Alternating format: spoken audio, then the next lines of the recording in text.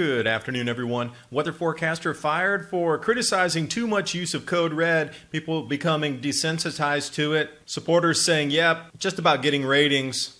Props over here to the big wobble for talking about the heat in Europe, which is heard for the last week and a half, and they also included Tour de France stopped by snow.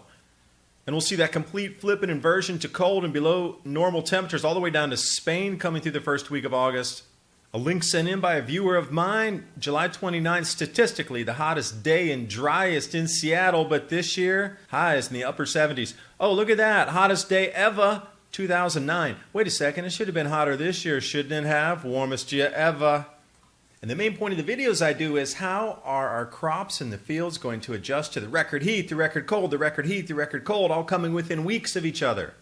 How prepared are you for emergencies? Food, in fact. My Patriot Supply putting out a new 2-week grab-and-go food crate along with the 4-week food supply. The link's in the description box below. Prepare with Adapt 2030. Now,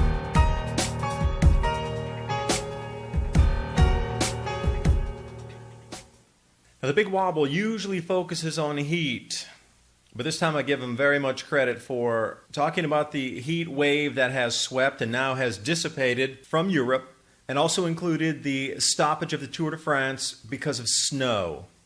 Thank you for including the anomaly. There was a massive drop in temperature in 24 hours, creating incredibly violent weather, and that forced a stop to Tour de France Stage 19.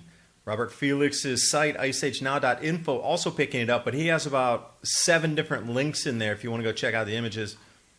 Now, with all the talk of record heat, there is a massive cold front that's going to sweep down through Europe August 1st, 2nd, 3rd, and 4th. This is the first 2 days you can expect here.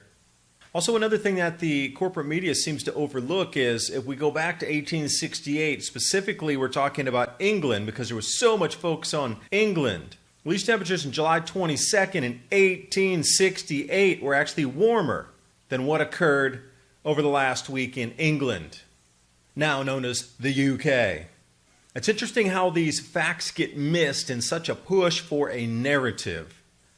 Now, case in point, Joe Crane from WICS-TV in Springfield, Illinois, calling out the network for using code red too much because people were becoming desensitized to it, so when the real emergencies came, that people would be like, it's just another code red. So he even said this on air. We need to be more diligent when we start to use these warnings. Then they fired him for saying that. Because he expressed his disapproval of the code red alerts, he was fired.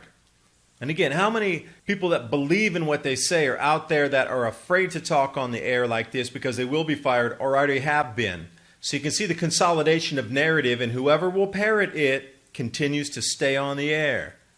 And a lot of people coming out and support Joe. The alerts aren't to warn us, but to get ratings. Mainstream media newspapers on the decline. Alternative media on the increase. So legacy media out there clawing for clicks. And the amount of support really, thank you for the courage to come out and say that we're overusing this term and people are going to be unprepared.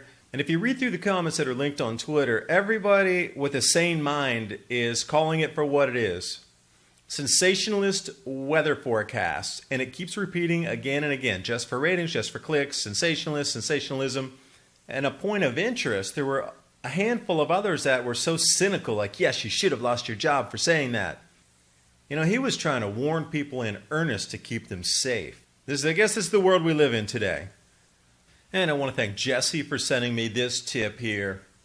July 29th is statistically the hottest, driest in Seattle. And I said, well, let me look at that article. But the highs were only in the upper 70s. And another interesting factoid in this whole story was the hottest day ever recorded, 103 degrees Fahrenheit, 2009. And the only other time it topped 100 degrees was 1994. But I have been told in the media, at least for the last, 25, 30 years, each year is going to get successively hotter. But the inverse seems to be happening. We seem to be backtracking on these temperatures. And here's just a rundown from Electroverse on some of the stories they're carrying just today. Minnesota busting a temperature record at 1898. That's my last video in depth with several other cold records smashed across the United States. Austin, Texas, and so many other places in Texas also set cold temperature records. Moose Jaw, multiple all-time record temperatures fall. That's in Canada, up in Saskatchewan. But see, the reason I bring you this to try to balance the news because it's so warming-centric.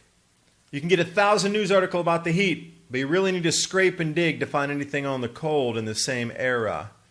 Shout out to Smash-O-Mash.